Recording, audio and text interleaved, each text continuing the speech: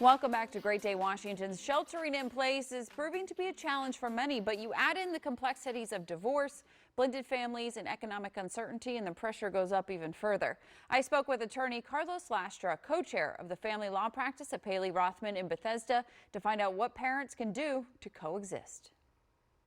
Carlos, so good to see you through all of this. I know this is a challenging time, obviously, for many, but what type of challenges is this pandemic presenting for divorced parents or blended families? Well, we are in difficult and unprecedented times. It's extremely stressful right now.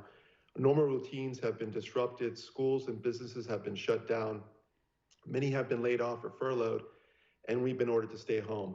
So families are working, schooling, and spending a lot of time together in one place. All that stress, anxiety, and worry carries over to divorced couples and blended families. Many of the agreements and court orders were not created with a global pandemic in mind. So that causes uncertainty. And for people who don't get along on good days, it's not a good mix.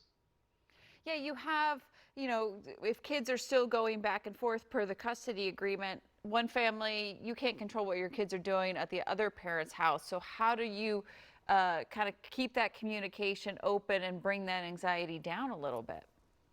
Well, one of the first things that everyone has to realize is that the courts are all but closed except for emergencies.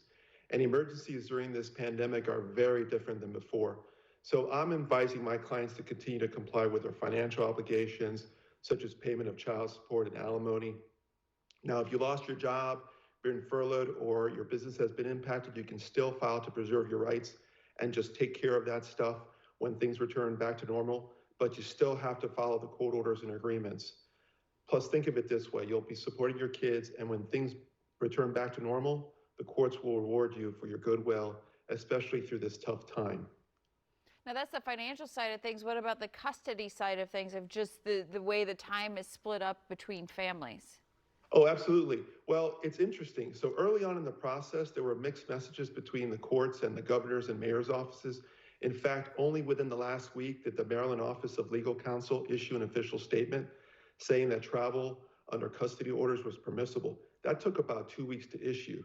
So as it stands right now, follow your court orders. Be flexible. Use common sense. Communicate with the other parent, especially if someone gets sick. Of course, follow the recommended guidelines for you and your kids, and be patient. Patience is very important. Behave like an adult. I've heard stories about parents criticizing each other about keeping up with online schooling or when and where to wear a face mask. Don't play the blame game. Stay away from that. In family law, the primary standard is what's in the best interest of the children. That is what should prevail. There's been a lot of talk, too, with all this time everybody's getting to spend together. Are we going to see a spike in the number of divorces after this is over? What is your take? What do you hear? What are you thinking? Absolutely. It's going to be a divorce extravaganza, frankly. Following stressful events like the coronavirus outbreak, we often see surges in divorce filings. That has already been reported in China. Couples realize they just don't want to remain married to this person any longer. So, for couples that are having a tough time, this may very well be the thing that pushes them over the cliff.